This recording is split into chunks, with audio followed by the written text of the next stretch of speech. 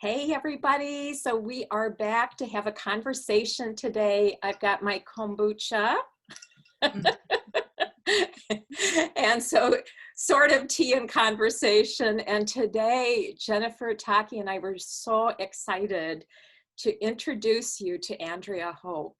And Andrea describes herself, and Andrea, I cannot wait to ask you more about this, but as a type A creative. When I saw that, I was like, oh, she's my sister. And she is a Baha'i, a member of the Baha'i faith, and calls herself a Baha'i mom and a poet, a world citizen. She's host of the podcast To Mother with Andrea Hope. She's married to Marcin, and I don't know, Andrea, am I saying Marcin Gora right? Marcin. Oh, Band. Marcin, I love it, Marcin, who she met in Haifa, Israel, and she moved to Poland where he was from, and she's now in the United States transitioning back to her home country. And she's got a couple books on Amazon. I cannot wait to order them. I was looking at them earlier today. I was like, oh, I got to order these books. They look fantastic. But Andrea, we're so happy to have you here. And the first question I have to ask, because it just totally filled my heart with recognition. It was like, oh, there's a word for us, because I feel like I might be a type A creative, but tell me what type A creative means to you, and why you describe yourself that way. Yeah. Well, first of all, thank you all for having me. This is really exciting. I love tea. So I have my tea with me any occasion to have my teacup. And yeah, so to say I'm a type A creative, I was watching part of Hamilton with my uncle, because he's like really into Hamilton right now. And I was like, oh, I think I'm like the Alexander Hamilton of like arts and craft, like children's things, because I have so many ideas, and they're just all the time like coming. And I have them all on my computer, and I have such a hard time focusing on one thing at a time. Like that's something that I've been trying to be more mindful of right now. It's like to put an idea out and to really try and follow it through in terms of like marketing and planning and development and stuff like that, because my natural way is like move forward with a billion things at once.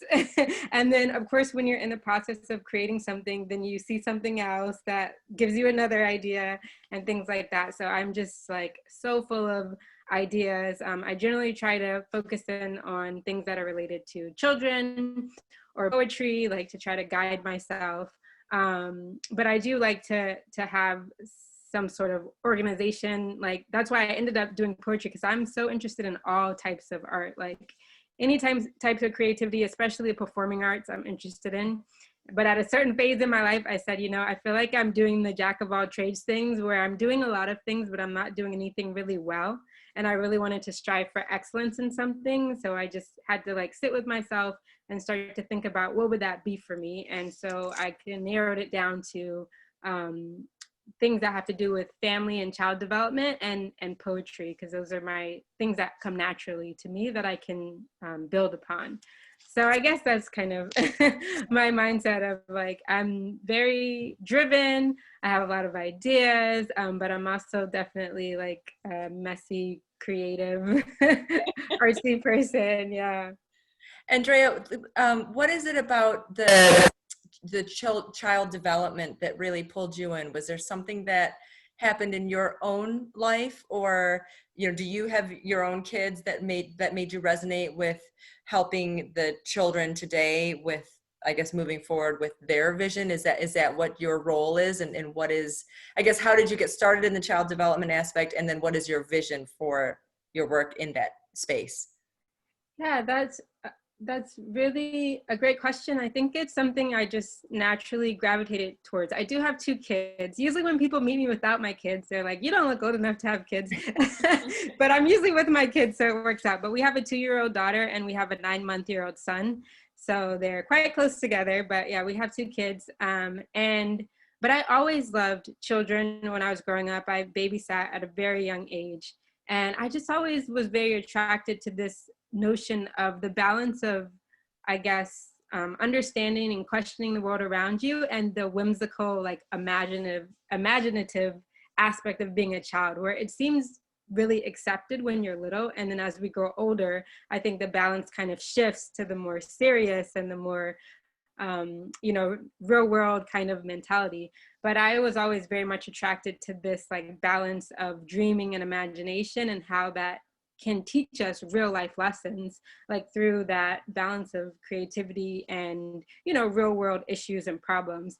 And another thing that I realized over time was that so many of the people that I have interacted with who had challenges, with their mental health or with their relationships, including myself, it starts in your childhood. Like it has directly to do with how you were treated, how your parents nurtured or did not nurture you, and how you built love for yourself or confidence in yourself as a child. And so I did do a little bit of work with men who were in halfway houses, who were in recovery houses, and it just really confirmed my understanding that so much of it is linked to their childhood. So they would say, we moved around a lot as a child, or, my mom was addicted to drugs, or things like that. So I think for me, investing in children and developing those virtues and those mindsets, and not trying to protect them from issues, because I think that's also difficult, because then when they do have an issue, then how are they going to deal with it if we just shelter them from all issues?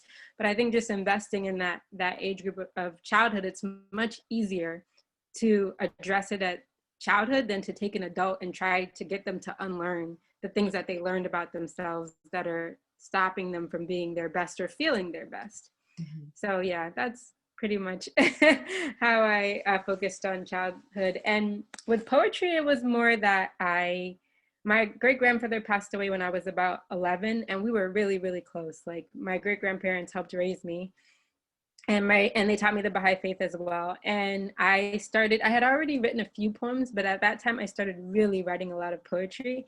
And I didn't realize at the time that it was therapeutic for me, but when I started to kind of look back and read them, I was like, oh, like this was really like helping me processing. So I'm 11 years old and I'm writing poems like Suffering. I wrote a poem called Blind Men, where I was talking about how I wish that everyone in the world was blind so that we'd stop judging each other based on our appearance, and we'd have to like feel things around us and get the essence of them. And so it just really naturally came to me as something that was therapeutic, and I just kind of kept going with that line of art. But also I'm really into crafts. I do a lot of crafts as well.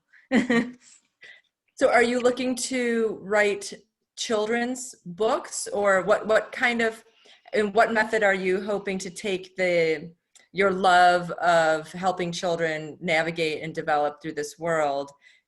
What's the platform that speaks to you in how to move forward with them? Yeah, I've written a lot of children's books. I haven't published that many children's books. I've published one, is the Baha'i alphabet book. But right now I'm working on a children's book called Excuse Me, Teacher. And it's about appreciation for our teachers and the role that they play in our education, because I've always thought the teachers deserve a lot more credit and a lot more praise than they get. And I think especially people are realizing that during the pandemic. So the book I'm working on right now is called Excuse Me, Teacher. But yeah, I definitely would like to develop more children's books and more of my poems into children's books.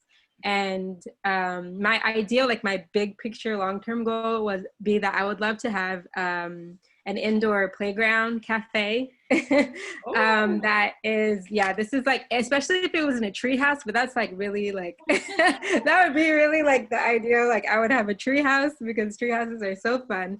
But the idea would be to have this indoor playground where it's also a cafe where parents could come with their children, and that it would be somewhere that was, a community space where people really felt like they could just come. And I know as a mom, when you go to a normal restaurant, you feel so much pressure, like, what are your kids doing? And, how are they gonna, do they have everything that you need, the high chairs with the place to eat and all that kind of stuff.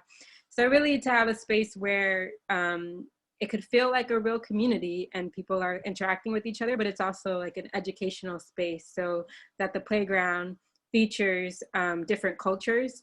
So it would have books. My thinking was that each season it would feature a different like continent, and you would have books and you would have real authentic materials from that continent. And I would reach out to local restaurant owners or business owners and ask them to come in and give little lessons, and that you would really get like a feel of being in these different places and appreciating these different places, and that like then it would change like season by season. So it's community building in the sense that you're really reaching out to the people in your community and seeing how international your community really is. I mean, we're all American, most of us, but there's so much culture within being American. That's the beauty of being American. And then at the same time, it's a place where parents can kind of like take it a little easy and feel like, okay, there's a place the kids can play together and entertain each other. And yeah, so that would be like my ideal. Yeah. That's a beautiful vision. I can already picture it in a tree house. Yeah, but treehouse would just be like the bonus, you know. I never had a treehouse growing up, but I just think they're such a cool thing. I used to watch Jack. I don't know do you remember Jack with Robin Williams? I think that might have been the first time. It's a movie where he is a little kid who ages to like his body ages quicker than him, so people think he's an adult, but he's actually a little kid. I think that was the first time I saw a treehouse, because they had like a little boys club treehouse, and I'm like, this is great. How can you be upset in a treehouse? Like it's just, it's just so good. I love that line. How can you be upset in a treehouse? We need to put that it was the ultimate kid experience. Like. That's awesome. Andrea, I've actually been to a kid's place like that here in California. I don't think they're as popular here because the weather's so mild all year round. Mm-hmm. But I think there was some sort of treehouse, but it was inside the area. Mm-hmm. But I love that idea, and it also reminded me of. By the way, I have 4 kids, so I understand the whole mom thing. But there's a place in San Diego called BizTown. And it's just like what you're talking about. Have you guys heard of it? It is so cool. I love your whole idea, because I remember thinking like, oh, we need to have a restaurant or someplace where we can like let the kids play and learn and do something while the adults get to actually sit down and actually like have a normal meal. But this place, BizTown, is sort of similar to what you're talking about, but it's usually, I think they do it in 5th grade here. And you go and the kids work on it all year. They prepare for it all year. And it's like they pick a mayor, they pick a judge, a police officer. Like everybody has a job to run the town. And then it looks like the mini bank, the mini like what grocery store. It looks real. And then the parents come in and help the children run each business, and they have to run to the bank and get their paycheck and all these things. So it's a very similar kind of fun, really amazing kind of thing. Like I totally could see like what you're talking about and how amazing that would be. There's nothing like that. Yeah, I've seen, like you said, I was inspired because I was in AmeriCorps. AmeriCorps is like the Peace Corps, but it's in the United States. And we traveled around in my program in CCC. You travel around for 10 months and do service projects. And then you have to have like a side service project in addition to your full-time service project. So my side service project ended up being volunteering at children's museums. So that was where the idea first came, because we were going to these children's museums and they had these different, displays. They had the, shopping, where you could go shopping, or where you could, make a fake pizza or things like that. And then when the summer that I was doing it, they had a rotating display where you could experience different sensory abilities. So you could feel Braille, or you could, they had like these sensory bags where you close your eyes and you try to feel what it would feel like, or you could play wheelchair basketball. And I thought, wow, that's like, so yeah, it was really, really, really cool. And so I thought, yeah, having something like that where it's a learning experience, but at museums, you can't really have tea and coffee and things like that. But kind of combining these two things. And in Poland, there was a place that I really loved. That was an indoor cafe, and they had classes there and they have a little playground. So yeah, these spaces really encouraged me. And so it would just be a similar thing, but just a different kind of theme, you know, and just being really conscious about, I mean, now, even now where we're traveling less, it would be so cool to be able to go to these places in your community, in a sense. And I think definitely, especially for kids who are low income and don't get a chance who won't get a chance to travel in that way, even if it does open back up, it would be really wonderful. I remember when I went to Lesotho, I like she said, I've traveled a lot. So I went to Lesotho, which is in Southern Africa, for 6 months. And I was working at a public after school program in DC. And I remember I was going to this like little country in Africa, and my kids were like, "Oh, Miss Andrea, don't get eaten by a lion, like be careful," you know, because their only exposure to Africa like is, you know, the wild animals, which are beautiful, but like that's all they could think is out there. Like, why would I go out there?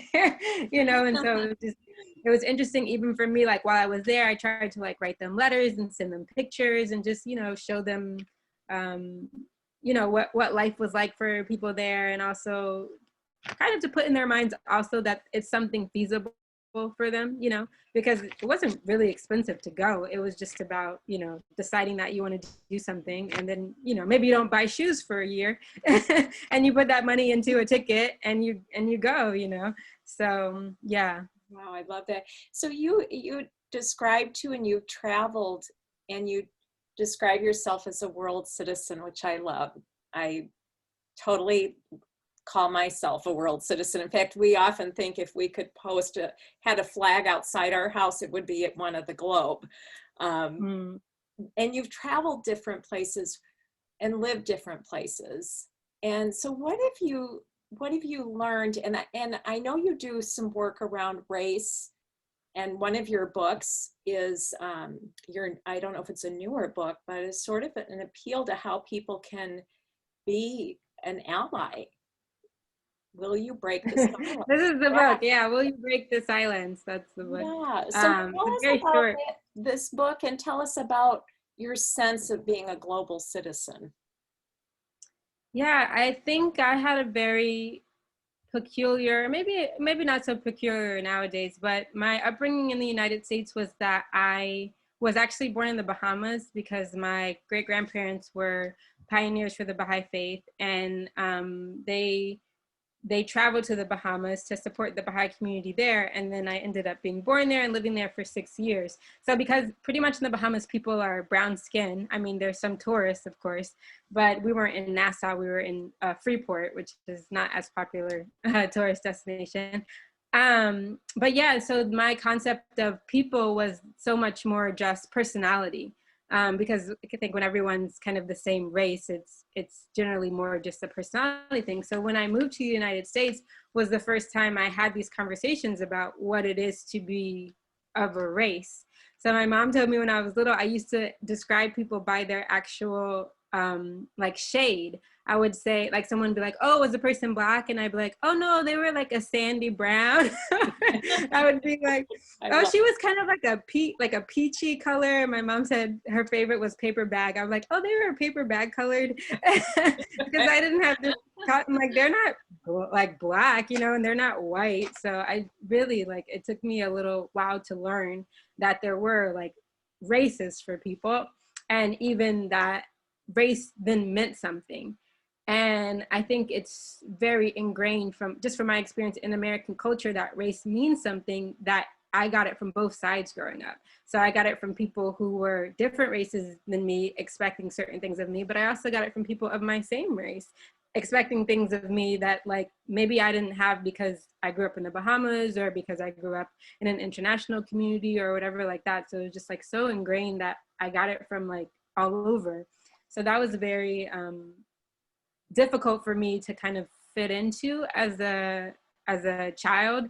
And then as I got older, I think as I become more artsy, then I kind of had a free pass in a sense, because I feel like when you're artsy, people are like, that person's artsy. So it's like, you know what I mean? Like, we haven't gotten to the point as a society that we're just like so accepting of, diversity of outlook and interest. But so for now, it's like, if a person's artsy, then it makes sense that they're a bit strange or that they do things differently. So I kind of held on to that very strongly as a poet, that that was more my sense of identity, being a Baha'i and being like an artist.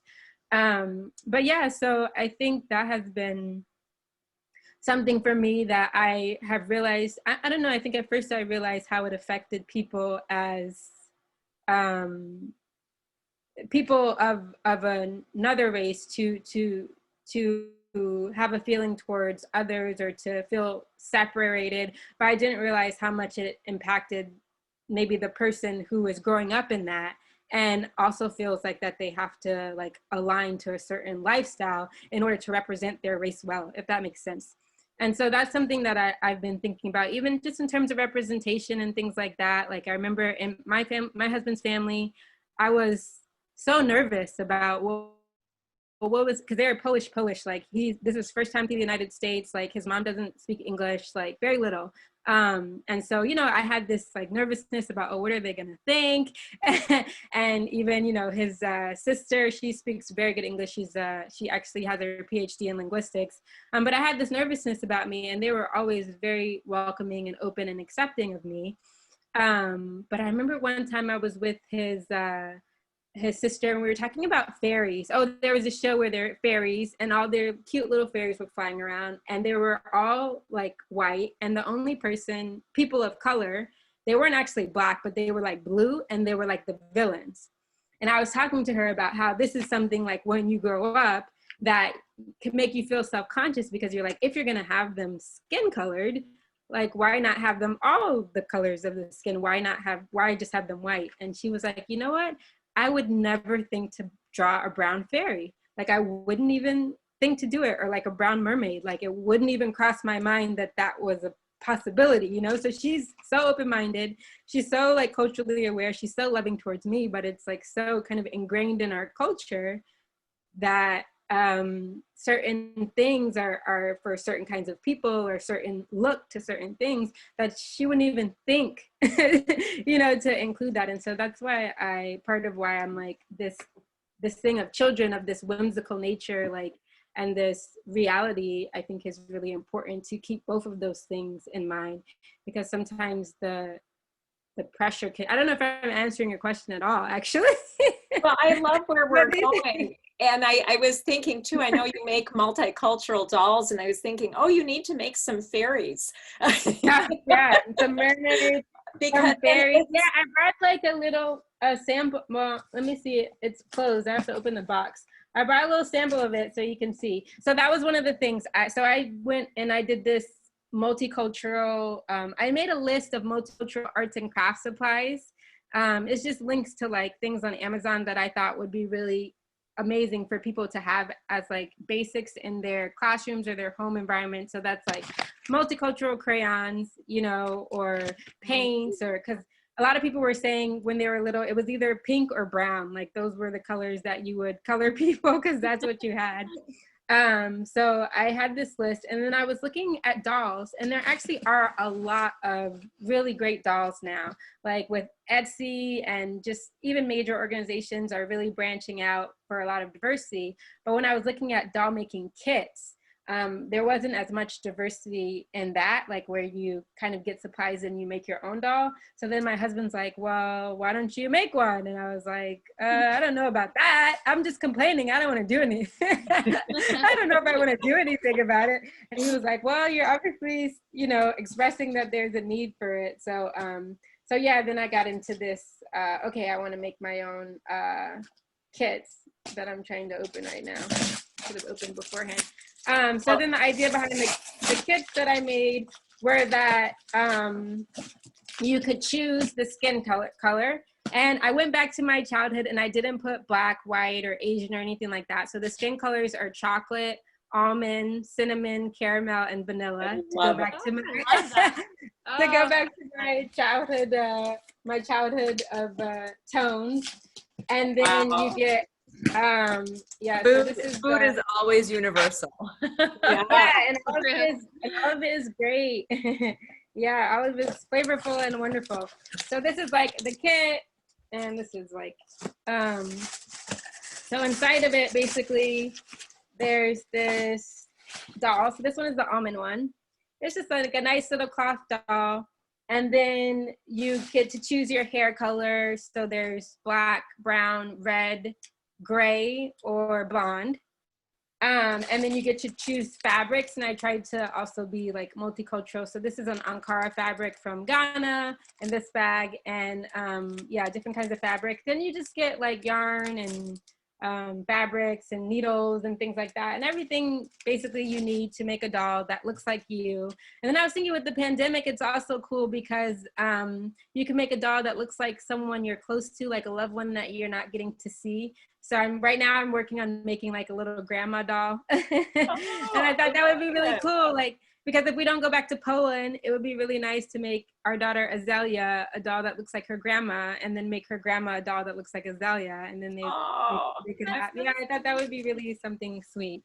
Wow. But yeah, well, I think, Andrea, I got to tell you just a story why I love this kit so much. When Aaliyah, my daughter, who's now, 29, married in Boston, we just visited with her. When she was in kindergarten, because I'm married to someone who's biracial, and I really wanted to raise my children to be prejudice free. So I was one of these mothers examining storybooks, checking out movies before they watch them.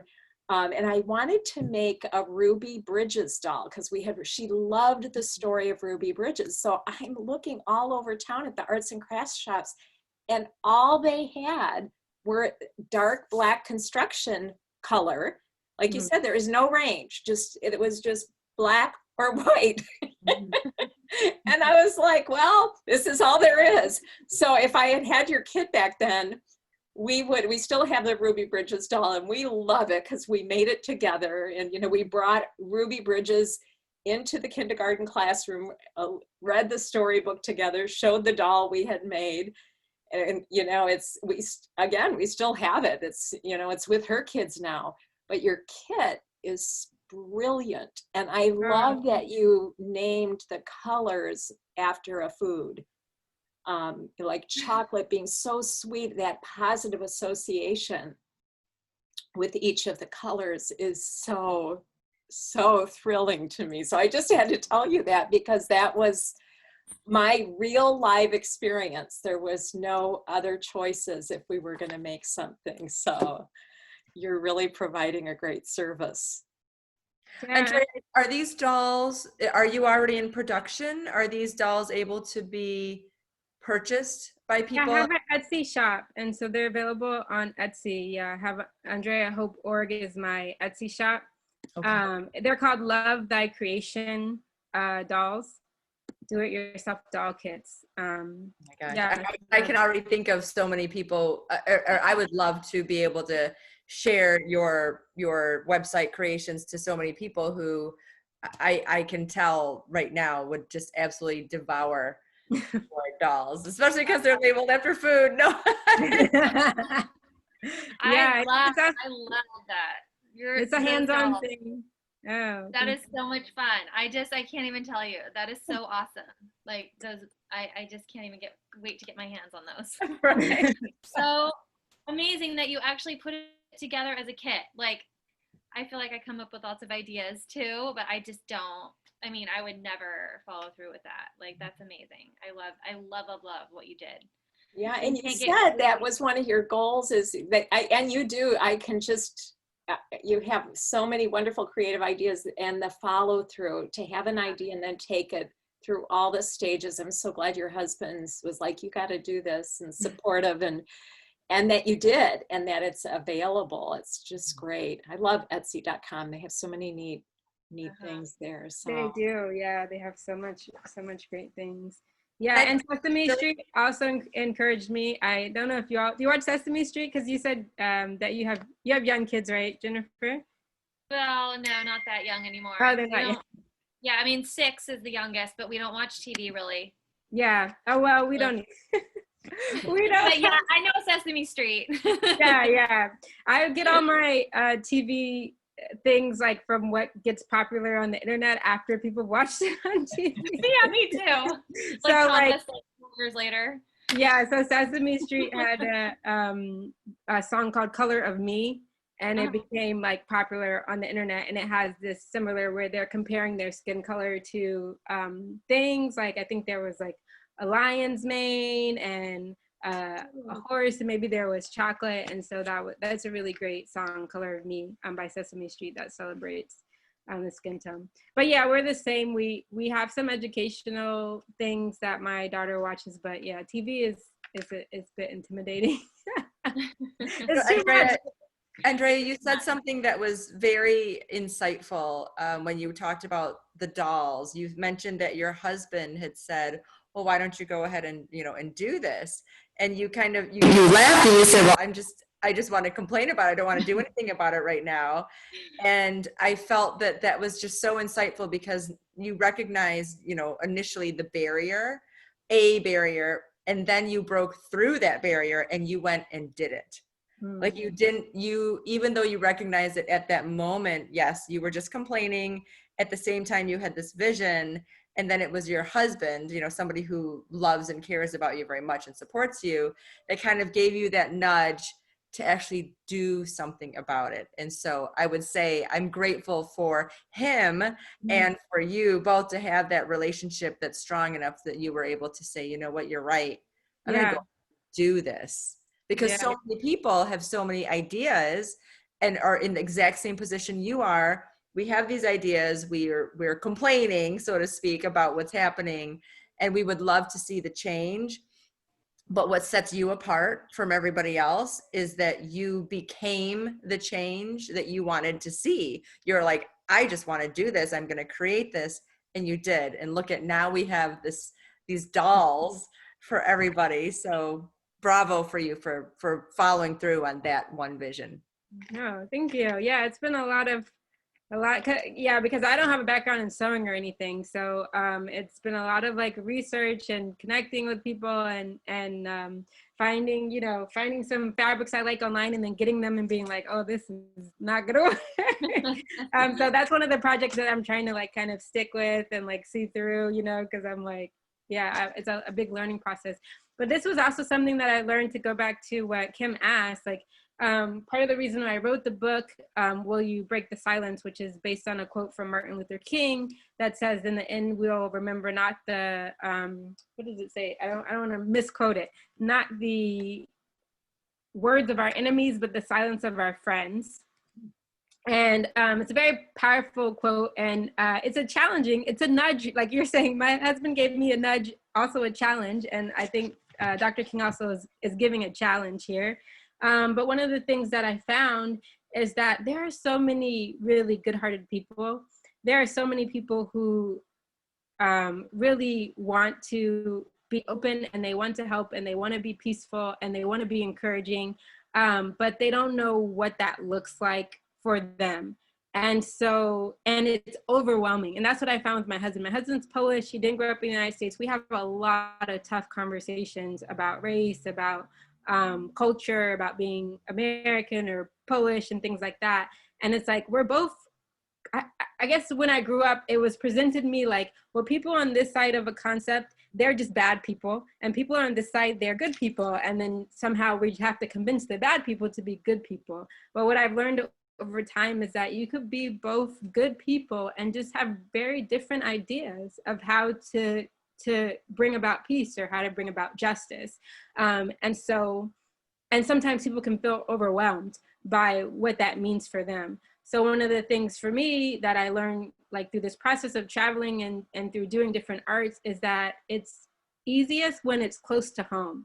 So I personally would, it would be great for me to be able to do like a lot of public speaking and community organizing and become a lawyer and do all these things that I feel like would really contribute to justice and equality. But that's not my personality. I'm not a lawyer, like sit in a cubicle or like go through a bunch of research stuff kind of person. I'm an artist. And so for me to try to take on my involvement in working towards unity by being something other than myself, that is overwhelming, and that probably isn't going to last. But what are the ways that me, Andrea, as an artist, as a poet, can contribute to that? and sustain it because it is something that's important to me. That's what I've been trying to like spread to other people and to take on myself. So that was like a lot about this book, where it was like me calling to my friends to ask them to take action. And me trying, this book is like a bunch of questions, and it's not telling anyone to do anything. It's asking them, will you do this? And my hope with the book is that people will think about what does this mean in my life? So like one of the questions is,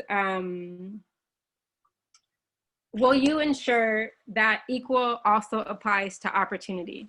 So all of them rhyme. So it's, will you consider both my future and my history? And then will you ensure that equal also applies to opportunity? And so that's going to mean different things for different people. So I think in every field of life, whether you're a stay-at-home mom, whether you're a lawyer, whether you're an artist, a doctor, anything that you're doing, these overall principles of unity and of freedom from prejudice apply to all of us, and they affect all of our fields. And so instead of like trying to go out and figure out, I mean, of course, everyone should vote and be knowledge of like, what's going on in their communities.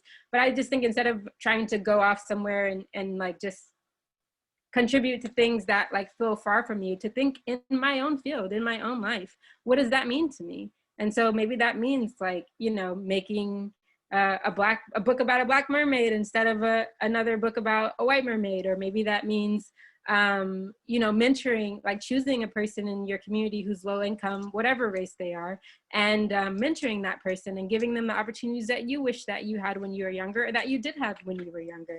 And so that's like really my hope, that everyone not will become an artist or become a poet or do exactly what I'm doing, but that they'll be inspired to say, okay, in my field, what could I do to encourage others and to build unity? It's so manageable, and it's so great because it is easy for people. I mean, overwhelm is almost a defense mechanism. It's like there's so much information out there, there's so much going on, and we can't take it all in. So I like that you just take this big area that, I would like to think most people really want to see the world become united, and that we don't have wars to solve conflict, that we find creative ways to come together and solve the problems of the day. And so I love that you just have created something that helps to make that manageable and removes overwhelm, because truly we have opportunities every day in our everyday life to show up in a way that's promoting unity and in our different fields and in different seasons of life. I'm a grandmother now. When I was a mother, I was very conscientious about that. It was important, a family value. And that season has passed. And now I'm a grandmother. And one of the neat things is to see what we do with our children go down another generation, but they do even better. I'm blown away by how well they're doing. And then thinking in our fields, whether we're writers or working with, Taki's a physician, Jennifer does home, heart, and health, is in health and wellness and Pilates. And I'm a retired educator and writer. And there's so many ways that we can be creative and think of how can I, in my life, promote unity. And I love what you said about, because I can think of, I don't know if all of you can think about it, I can think of times, and I think those are the biggest wounds, where people were silent about something that, an injustice that I experienced. I can remember working at a college where I was not able to get a promotion because of my religious background. And people didn't like it. They didn't agree with it, but nobody spoke up. And I remember that. I remember people would speak up about gay rights, but they would not speak up about sometimes race issues, sometimes religious difference issues. So it's interesting. And then I challenge myself because there's times where I want to put my voice out there. And I think, well, do I really want to do I want to deal with the backlash and the headache? And so that tension within us, we can be the recipients of someone's silence, or we can be someone who is choosing silence rather than just speak forth for justice. So what a wonderful book you've created. And thank you, Andrea, for reminding us that it doesn't have to be so big. You know, I think you're absolutely right that we often get paralyzed by the enormity of something. We'll look at something and it just seems so big, so enormous that we don't do anything at all. And you just reminded us that to help mitigate that overwhelm, just stay true to who we are. We don't have to, change a career, or we don't have to, step 100 miles from home.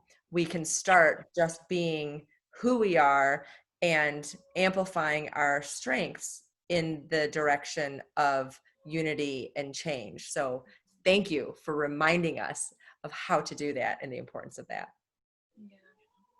And Andrea, if I can say something, it was really inspiring listening to you and all your passions, hearing about all your passions, and how when you have the strength, how easy it is. It's easy for me to see, even though I don't know you, all these wonderful things that you're doing with the gifts you've been given and how you're serving your community and the world, basically, through your strength. It's really inspiring. And I thank you for sharing your story. And I can't wait to get a few of those dolls in your book. Oh, really, really nice. Listening to you I consider myself an artist as well. I know that we are all artists in our own way, but the creative ideas always flowing, and it's very refreshing to have heard you and to see how you've been able to follow through and create all these wonderful things. So thank you for sharing with us. Yeah, thank you. I'm gonna have to take you on a tour now to find my my computer charger because I don't want my computer to die. But I actually have to admit that I went through a really, really difficult time with some of the stories ago, before I wrote the book. Like you were asking about the book, it was just written, and there's our baby. It was just written, our crew. This is Andrea. Hi. Hi. And this is my husband, Martin and Rigo. Nice to see you and meet you. Get my charger. He's gonna be upset now. I'm sorry, baby. Oh. Yeah, I know. Real mothering, right, Jennifer? What? You get to see the real mothering moments, right? Yeah.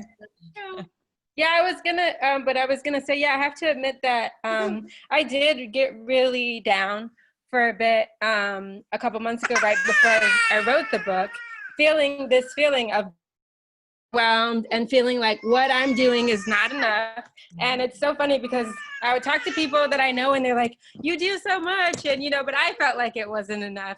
So I was curious about, for you all, like when you have those moments of feeling, I guess, overwhelmed, or feeling like, are you really taking advantage of the opportunities that are presented to you? What gives you strength in your different fields to keep pushing on and to feel assured that like you're making progress? So interesting how you also, before that question, talked about feeling down and maybe doing a lot, but feeling like you weren't doing enough. And that is a real struggle for me, because I am someone, I think all of us here, I'm a woman who's been on the move and done a lot, but I tell you, sometimes the story in my head is that what have I done with my life? am I really successful? Am I really contributing to a better world? And that's the story that I really have to challenge. It's like the ego voice in me that just does not serve my advancement, my progress. And I think meditation and prayer, I really love mindful meditation, but that practice, which I'm very dedicated to, because if I'm not, my brain chemistry is such is that I can be into I'm not enough. And I don't want to, that's coming from scarcity and lack. It's not coming from we are created in the image of God. We are enough. We are the stars of the heaven of understanding. We are radiant lights in the world. When I'm in touch with my enoughness and knowing that I can be this channel of light and love in the world, and it's a different energy that goes out. And I do, I think there are times where I have stepped back from social activism because in my work as an educator, as a college professor, I taught diversity. I was involved in our community. Race hits our home. So, and I always had an interest. I didn't understand prejudice. So I always had an interest to be a voice for change. And I write about these issues. So for me, at this season of life, I'm feeling called to write.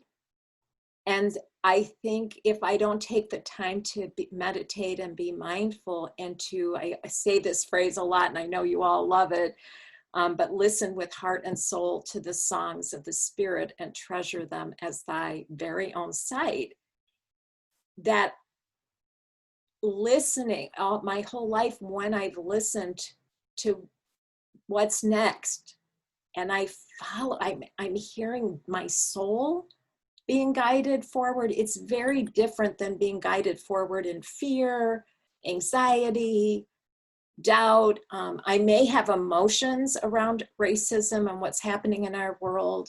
I may feel really sad by the division in our country.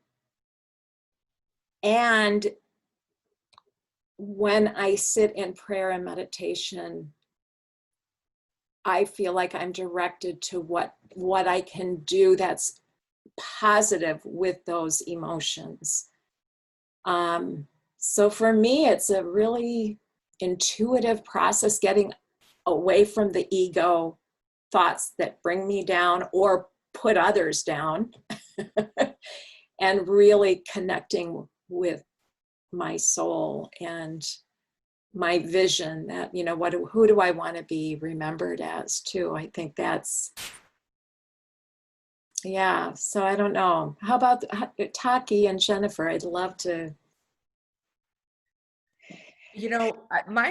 My struggle, similar to Kim, it's always centered around ego. How are we representing ourselves in the world, and what is the picture of who we want to represent?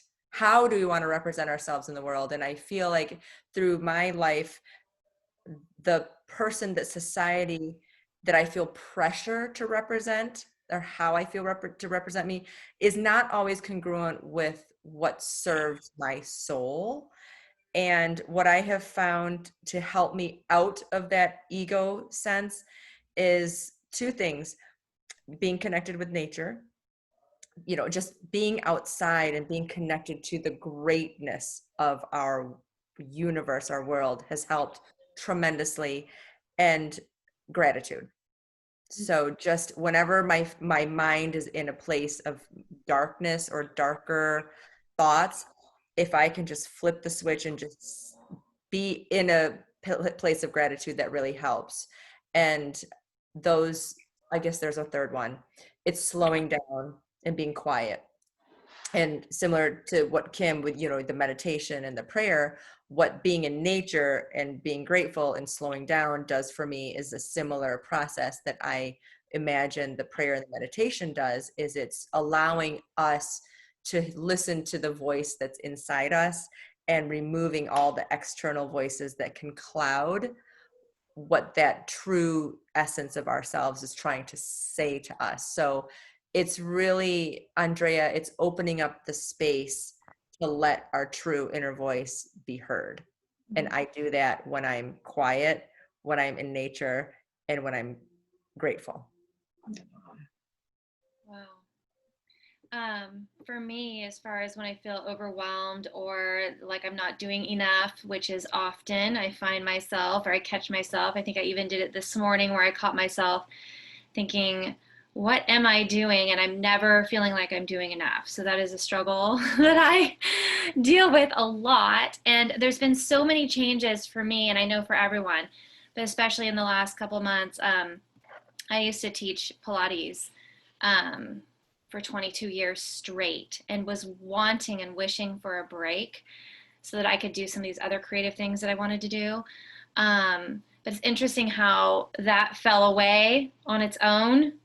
I'm not teaching anymore since COVID, and the things that have been going through my head as far as that, it's like, okay, well, now who am I?